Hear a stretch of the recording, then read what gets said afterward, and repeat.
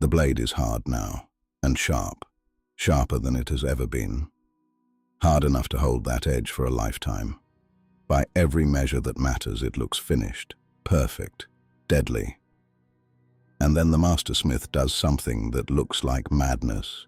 He takes the blade he has spent days perfecting, and he puts it back into the fire, not to reshape it, not to sharpen it.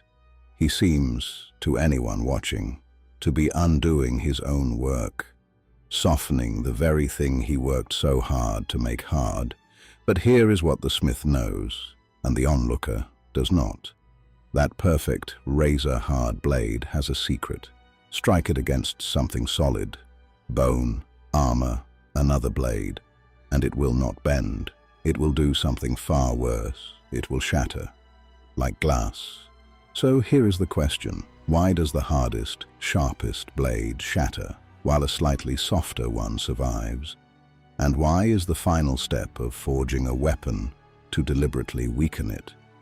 Don't answer yet. Rome is about to answer it for you.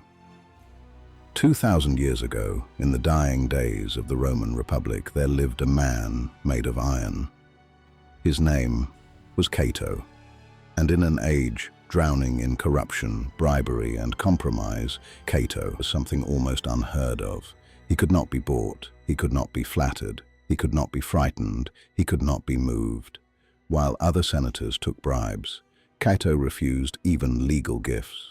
While Rome softened into luxury, he walked barefoot, wore the plainest clothes, ate the simplest food, on purpose. He trained himself deliberately to need nothing, so that no one could ever offer him anything.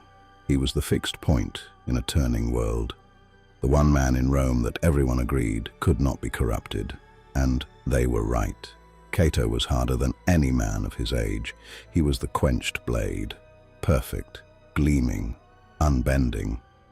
And that, it turned out, was exactly the problem. Because here is the thing about a man who will not bend.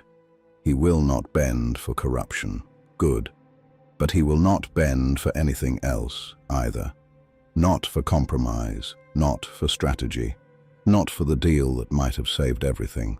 Rome was sliding towards civil war, Caesar on one side, the Republic on the other, and holding it together would have required exactly what Cato did not possess: the willingness to give a little, to yield on the small thing to protect the large one, to bend so as not to break. Cato would not. Every compromise that might have kept the peace, he blocked. Every deal, he refused.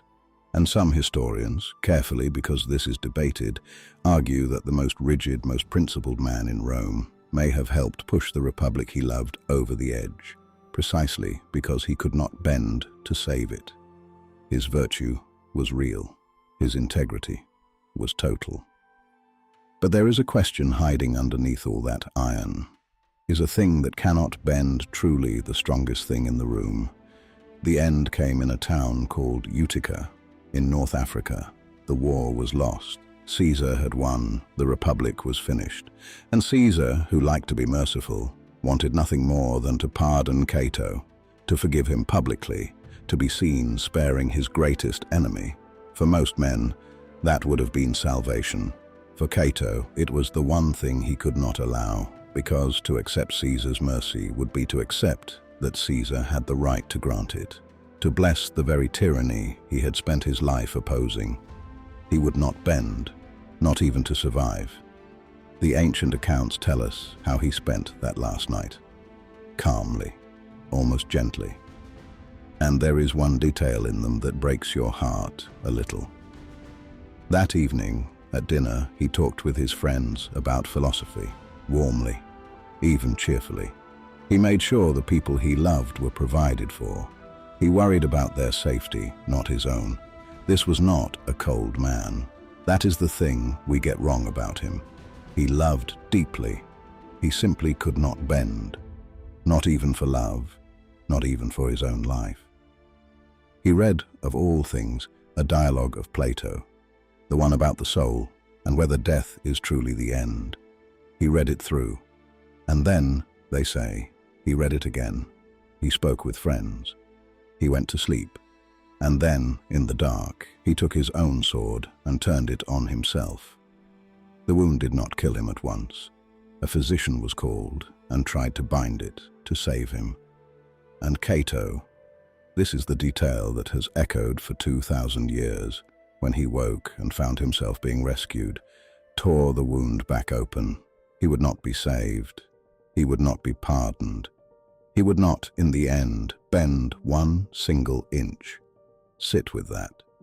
The most incorruptible man in Rome, so hard that he would rather shatter completely than yield even to survive. There is something magnificent in it, and something terrible.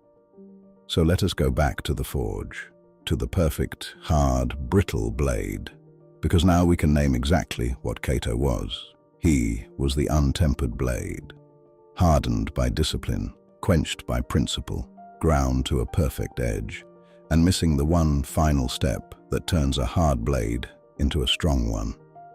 Here is what tempering actually does. The smith reheats the finished blade, gently, carefully, and something invisible happens inside the steel. A quenched blade is full of hidden tension, locked-in stress, frozen into the metal by the shock of the cold, trapped there, waiting, and that trapped stress is exactly what makes it shatter. Tempering releases it. It lets the tension out. It trades away a little of the blade's extreme hardness, in exchange for something far more valuable, the ability to take a blow and bend instead of break. The tempered blade is slightly softer than the quenched one, and it is vastly, immeasurably stronger because it survives. Cato had everything the forge could give, except this. He never let the tension out. He never learned to bend. And so, when the hardest blow finally came, he did the only thing an untempered blade can do. Now come forward to us, because we have fallen in love with Cato's mistake. We admire the man who never bends, who never compromises, who never backs down. Unbreakable. We say it like it is the highest compliment there is. We build our whole idea of strength around rigidity, the jaw that never softens, the position that never moves, the grudge that never forgives. But look at what actually survives in the real world. The engineers already know the truth, and it is the opposite of what we believe. The tallest towers ever built are not rigid. They are designed to sway. In a high wind, in an earthquake, a skyscraper that stood perfectly stiff would snap at its base and fall. So engineers build them to move, to flex, to bend several feet at the top and spring back. The buildings that survive the earthquake are not the hardest ones. They are the ones that know how to bend. And you have watched this play out in people too, even if you never named it. The father and the son who have not spoken in 10 years because neither would be the first to bend. The friendship that survived every real hardship and then shattered over one argument where nobody would give an inch. Not destroyed by the size of the blow, destroyed by the refusal to flex under it. Rigidity is not strength. Rigidity is the thing that fails. Suddenly, completely, and all at once. The person who cannot bend, who cannot forgive, cannot adapt, cannot yield on anything, whose whole identity is, "I never break," is not unbreakable. They are simply one hard blow away from finding out they were brittle the whole time. So let us go back to the question, why does the finished blade go back into the fire? And why does the hardest one shatter? Here it is. Hardness without temper is not strength. It is brittleness wearing a disguise. The final act of forging is not adding more hardness. It is adding the capacity to bend. The smith reheats the blade to release everything it has locked inside, all the frozen tension, all the trapped stress from the fire and the hammer and the quench, and trades a sliver of its hardness for the power to endure a real blow. And here is the truth that Cato, for all his greatness, never grasped. Unbendable and unbreakable are not the same thing. They are opposites. The unbendable blade, the one that will not give an inch, shatters the first time the world strikes it hard enough. The blade that bends is the one that cannot be broken. Cato was unbendable. And so, in the end, he broke. The goal of the forge was never to make you rigid, never to make you a man who cannot yield. The goal was to give you an iron core and the temper to bend around it, to hold your principles like steel and still absorb the blow, to take the hit, flex, and spring back, instead of snapping in half, trying to prove you never move. That is the strength almost no one understands, not the refusal to bend, the ability to bend and not break.